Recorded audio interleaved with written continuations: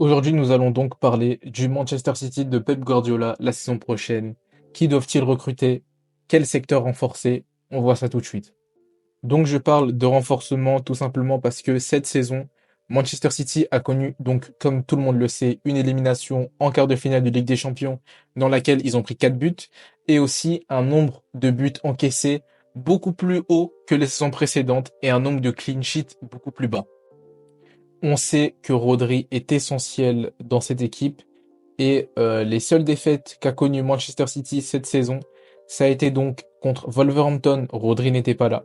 Newcastle en Carabao Cup, Rodri n'était pas là. Aston Villa et Arsenal aussi en Première Ligue et Rodri n'était pas là.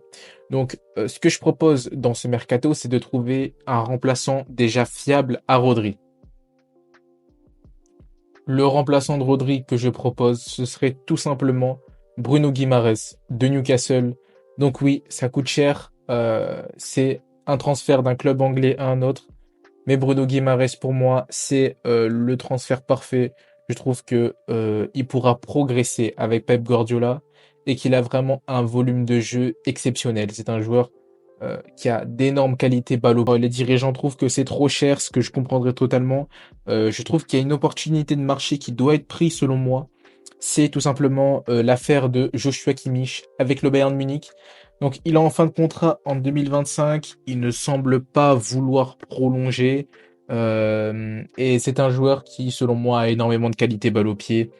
Qui est peut-être un peu fragile comparé à Rodri, et là où Guimarães serait beaucoup plus méchant, beaucoup plus agressif et beaucoup plus plaque tournante, alors que Kimmich serait beaucoup plus propre, etc.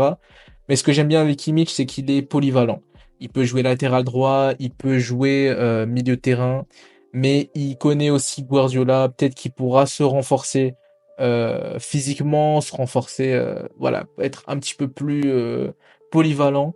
Je trouve que c'est une moins bonne solution que Guimarães. Voilà, c'est mon avis. Mais je pense que pour 50 millions d'euros, un joueur en fin de contrat, je pense que c'est quand même une belle opportunité de marché et que le coup se doit d'être tenté. Donc maintenant qu'on a identifié le cas Rodri, j'aimerais dire aussi qu'il n'y a pas que l'absence de Rodri qui a fait défaut à la défense de Manchester City cette saison, parce que même quand Rodri était là, il arrivait que Manchester City encaissait énormément de buts.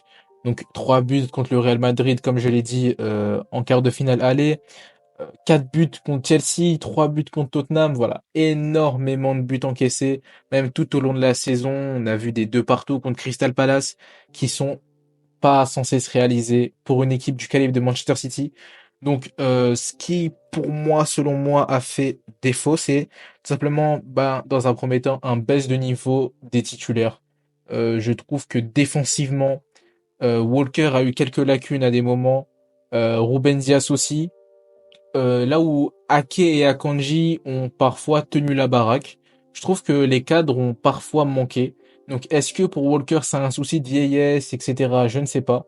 Je sais qu'il a eu des problèmes personnels aussi, donc voilà, ça peut s'expliquer. Ruben Dias, il n'est pas mauvais du tout. Ça reste dans le top 3, top 5 meilleur milieu du championnat, mais je trouve que par exemple un Saliba, un Van Dijk ou un Gabriel ont été beaucoup plus stables et constants tout au long de la saison qu'un Ruben Dias. Donc je pense que les retrouver à un état de forme constant, ce serait exceptionnel. Et ensuite, on notera aussi qu'au début de la saison, c'était très compliqué l'installation de Josko Gvardiol au poste de latéral gauche. Ouais, il n'y arrivait pas au début. Petit à petit, il a réussi à devenir meilleur offensivement et surtout défensivement aussi. Les gens n'en parlent pas. Les gens retiennent que les buts qu'il a mis, et c'est compréhensible parce qu'il en a mis vraiment des très importants. Mais défensivement, Gvardiol est aussi devenu pas un spécialiste, mais commence à prendre ses repères au poste de latéral gauche. Et donc, on pourrait imaginer que ce serait beaucoup mieux la saison prochaine dans la continuité de ce qu'il est en train de faire. Donc, en espérant que ces problèmes soient fixés. Donc voilà, ça c'était du côté défensif. Maintenant, du côté offensif, je pourrais aussi en parler, même s'il y a moins de choses à dire. Donc, dans un premier temps, on a remarqué une absence d'Ilkay Gundogan et de Kevin De Bruyne aussi, qui a énormément joué au cours de la saison. Et même quand il est revenu, on le sentait pas à 100%. Voilà.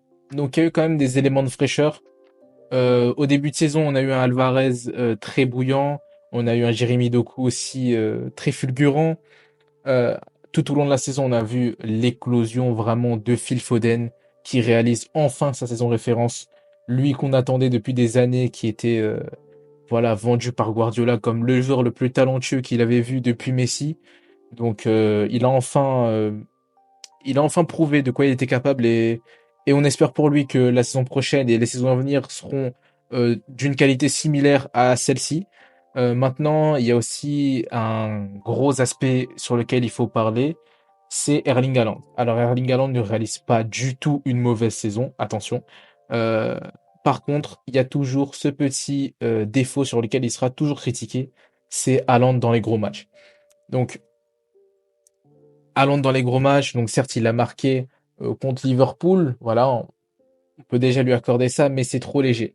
Haaland, il faut qu'il soit décisif dans les gros matchs. Ça ne vient pas que de lui, ça vient de l'équipe aussi, mais euh, on notera qu'il en a loupé des belles et que parfois dans des matchs, il est complètement fantomatique. En fait, parfois il arrive, certes, que il y a deux défenseurs sur toi au marquage, que tu es pris pour cible et ce qui est bien avec ça, c'est que du coup, ça libère l'espace. Comme on l'a vu contre le Real Madrid, le fait qu'Haaland soit pris au marquage a permis à un Phil Foden d'aller nous envoyer une lucarne magnifique ou à Gvardiol d'aller nous chercher le petit filet opposé. Il n'y a pas de souci là-dessus. Par contre, Haaland se doit d'être beaucoup plus cherché dans la surface. Ce que fait aussi pas assez Manchester City selon moi, c'est envoyer des ballons et aller marquer de la tête. À l'heure où je tourne la vidéo, le dernier match réalisé par Erling Haaland, c'est un quadruplé contre Wolverhampton où il a été phénoménal. Euh, il a décroché et c'est exactement ce que je lui demande. Pas forcément de venir participer au jeu, de combiner, mais juste de décrocher et de jouer en une touche, emmener le défenseur, le fatiguer. Car petit à petit, comme Manchester City est une équipe qui aime bien fatiguer son adversaire, petit à petit l'user tout au long du match pour qu'après il soit complètement épuisé et à la rue sur ses placements défensifs, il faut qu'Haaland le fasse aussi avec ses centraux. Dézoner, revenir, repartir, faire des appels dans le dos, etc. Déconcentrer son défenseur tout au long du match, c'est quelque chose à faire. Et comme on l'a vu sur ce match, Haaland a gagné un duel de tête exceptionnel dans lequel il s'est envolé pour aller claquer une tête tout simplement. Et voilà, c'est ce qu'on demande. Envoyer des ballons pour Erling Haaland pour qu'il fasse ce qu'il sait faire de mieux tout simplement. Mettre des ballons de la tête, marquer des buts tout simplement. Marquer des buts. Et pour marquer des buts, Haaland il a besoin de ballons dans la surface. Donc, pour les joueurs qui le mettent des ballons dans la surface, on sait qu'il y avait une connexion très importante avec Kevin De Bruyne qui n'a pas pu être trouvé au début sur la fin de saison. Comme on sait que Kevin De Bruyne n'a pas été à 100%, ça peut jouer aussi. Maintenant, nouveau numéro 10, parce qu'on sait aussi que Bernardo Silva est très très très attiré sur le fait de jouer, pourquoi pas, au FC Barcelone. Il a une clause libératoire à 58 millions d'euros. Du coup, moi, je trouverais ça pas mal de recruter soit Musiala du Bayern Munich, qui serait vraiment un achat exceptionnel. Par contre, je ne suis pas sûr que le Bayern Munich soit prêt à s'en séparer.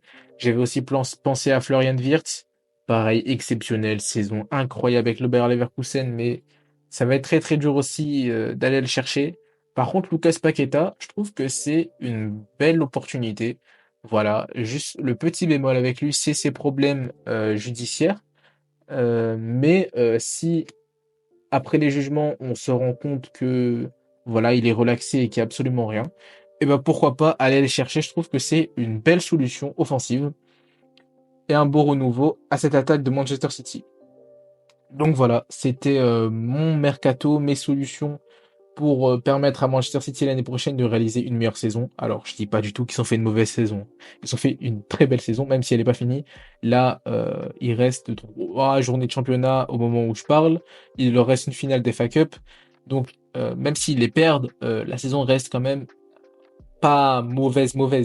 Mais je trouve que cette équipe a vraiment un effectif capable d'aller chercher la Ligue des Champions chaque année, le championnat chaque année, tout chercher chaque année.